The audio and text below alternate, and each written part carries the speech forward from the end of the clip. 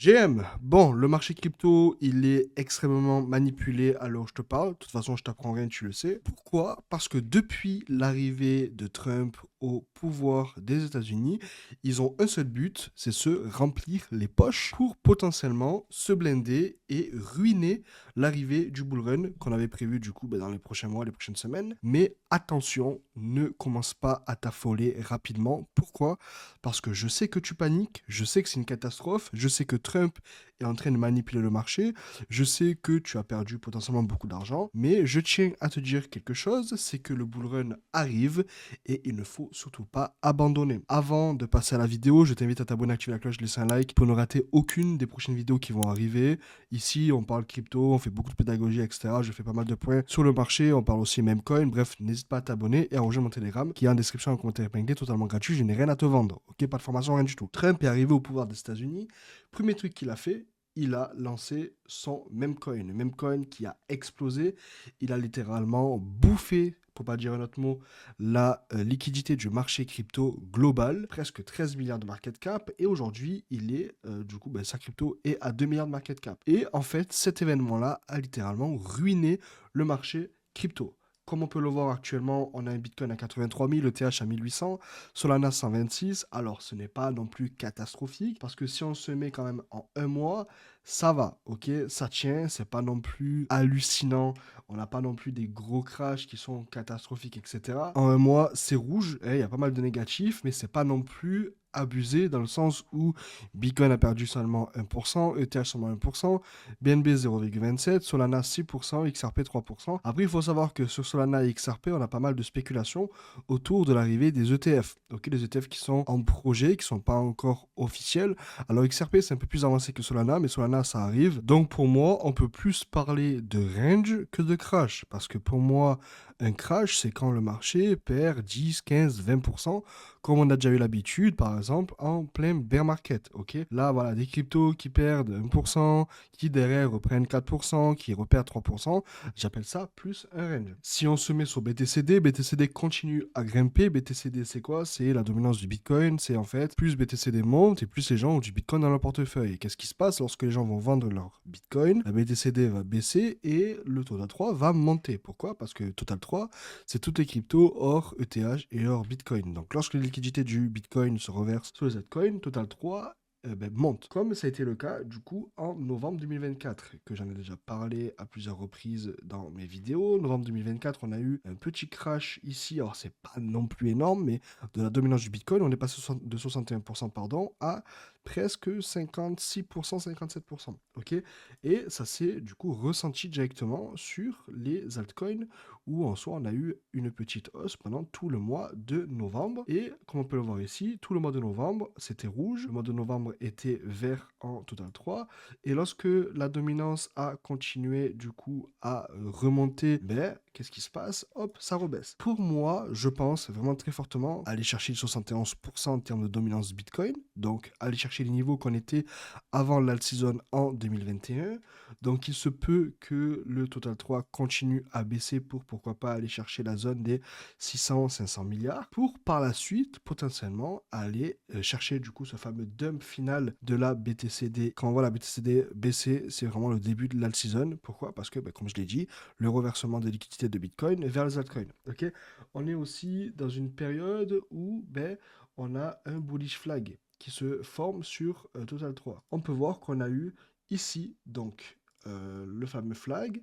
Ici, on a pété à la hausse, on a rebondi ici pour par la suite remonter. Ok. Et en fait, ce qui se passe ici, c'est à peu près pareil. Ok. Donc, on va prendre ici, on va tracer ici. Alors, comme on peut le voir ici, on a break ici, mais on est reparti dans le range par la suite. Donc, qu'est-ce qu'il faudrait? C'est potentiellement repéter à la hausse. Pourquoi pas aller chercher du coup ici pour rebondir et puis par la suite repartir à la hausse et pourquoi pas du coup retaper une chute de la BTCD pour pouvoir partir à la hausse en alt season. Tant que la BTCD ne baisse pas, les altcoins ne monteront pas. Ok. Par contre, je tiens à préciser que pour que les altcoins montent, il faut que le BTC baisse, ok? Donc, tant qu'on n'a pas une grosse baisse du Bitcoin, ben, les altcoins ne vont pas monter, ok? Alors, quand je dis baisse, c'est pas un crash, c'est une baisse, puis le Bitcoin range, et puis les liquidités sont reversées sur les altcoins. Alors, il y a souvent un délai entre le moment où la BTC baisse et le Total 3 monte, même si c'est quand même assez corrélé, mais il y a quand même un petit délai, parce qu'il faut attendre le temps que voilà, les liquidités se reversent, etc. Mais ça n'arrivera pas avant la baisse des taux d'intérêt qui ont été inchangés en mars suite au FOMC. FOMC qui a lieu une fois tous les mois, et par la suite, on a en soi le résultat si les taux d'intérêt ont été coupés, augmentés ou bien inchangés. Si on regarde en 2021, lorsqu'on a eu du coup le fameux bull run, on était dans une période où les taux d'intérêt étaient les plus bas. Il faut que vraiment les taux d'intérêt soient extrêmement bas pour que par la suite, les crypto-monnaies puissent partir à la hausse. Si on se met en janvier 2020, on va se mettre en janvier 2020 ici. Janvier 2020, c'était lorsque voilà, les crypto-monnaies ont commencé à remonter après presque 6 mois de baisse. Et c'est par la suite que le marché crypto a commencé à s'envoler. Il faut absolument que les taux d'intérêt partent à la baisse pour que les taux d'intérêt soient faibles, suffisamment faibles, pour pouvoir relancer une alt season. Parce que si les taux d'intérêt sont faibles, l'argent coûte moins cher, du coup, ça permet aux personnes de pouvoir investir plus facilement, ça ajoute du momentum, etc. Bref, c'est un petit peu tout ce qui est finance et psychologie du marché. On n'est pas là pour parler de ça, mais j'ai vraiment fait ça de façon assez globale et très très simple, ok? Donc, il faut absolument que les taux d'intérêt partent à la baisse pour que le marché des cryptos remonte, et c'est comme ça que, du coup, Trump espère que Jérôme Powell, qui est à la tête du coup de la Fed, baisse les taux d'intérêt pour que l'argent coûte moins cher, ça ajoute du momentum. De toute façon, ils ont tout intérêt à baisser les taux d'intérêt, parce que si les taux d'intérêt baissent, l'argent coûte moins cher, eux vont pouvoir accumuler des cryptos ou bien augmenter leur investissement, etc. Et c'est comme ça qu'ils pourront du coup combler leurs dettes. C'est tout dans leur intérêt de pouvoir investir, de faire monter les marchés pour que eux puissent derrière se blender littéralement. Ok? Donc on est dans une période, dans tous les cas, où tous les marchés sont en baisse parce que voilà, on a une perte d'intérêt globale. Les gens commencent à quitter les marchés parce qu'ils commencent à capituler. Et c'est dans ces périodes-là où en soi, il faut commencer à se pencher vraiment sérieusement dans tout ce qui est crypto, etc.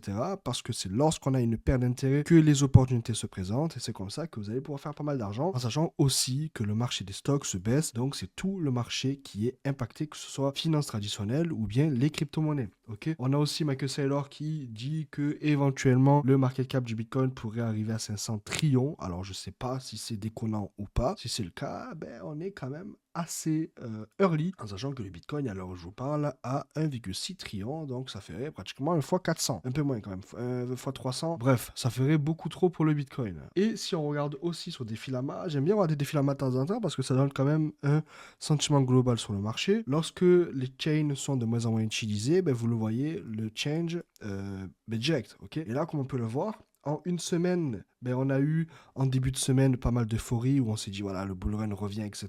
Et on a eu du coup pas mal de verts. Et en 24 heures, vu qu'on a eu le petit crash des cryptos, alors petit crash, franchement vraiment très très petit crash, hein, mais voilà, on a eu une perte d'intérêt global sur toutes les chains et ça se ressent. Du coup, ETH, moins 9%, moins 12% sur Sol, moins 6% sur BTC. Même la BSC qui a été extrêmement poussée par CZ ces dernières semaines, moins 4%. Donc franchement, ça se sent sur le marché. Et je le répète, c'est quand il y a de la panique et il y a du doute et il y a de la peur, etc., qu'il faut se placer sur le marché crypto. Donc il faut absolument ne pas abandonner. Même tous les protocoles DeFi, que ce soit AV, Lido, Eigenlayer, Sky, Ethena, etc., sont dans le rouge. Mais voilà, ça fait maintenant 1 mois que c'est dans le rouge et ça se ressent sur le marché. De toute façon, ça fait presque maintenant 1 mois que c'est dans le rouge global. Donc lorsque le marché va repartir à la hausse, les protocoles DeFi vont repartir à la hausse, les revenus vont augmenter, tout le monde va commencer à revenir, etc. Et c'est là où on aura le FOMO, et les gens qui seront placés dans la peur seront ceux qui bénéficieront le plus de tout ce qu'ils vont pouvoir voir sur le marché. Pour conclure, il faut attendre la baisse des taux d'intérêt pour pouvoir revoir le marché repartir à la hausse, en sachant aussi que le marché des altcoins dépend aussi fortement de la BTCD, mais la BTCD dépend aussi du Bitcoin, qui dépend aussi des taux d'intérêt. Bref, il faut vraiment que les taux d'intérêt repartent à la baisse pour pouvoir sécuriser une alt season. Et je pense que vu que Trump aimerait voir les taux d'intérêt baisser dans les prochaines semaines, en sachant que l'article a été mis en ligne en mars, ben, il se pourrait qu'en avril, on ait de bonnes surprises. Donc dis-moi toi ce que tu en penses en commentaire. Vidéo très très simple. Dis-moi si tu paniques, dis-moi si tu as capitulé, dis-moi si tu comptes recharger, etc. N'oublie pas de t'abonner et de rejoindre mon canal Telegram totalement gratuit. Je n'ai rien à te vendre, il n'y a pas de formation, rien du tout. En description, un commentaire épinglé. On se retrouve prochainement dans une prochaine vidéo. C'était Tony, à plus.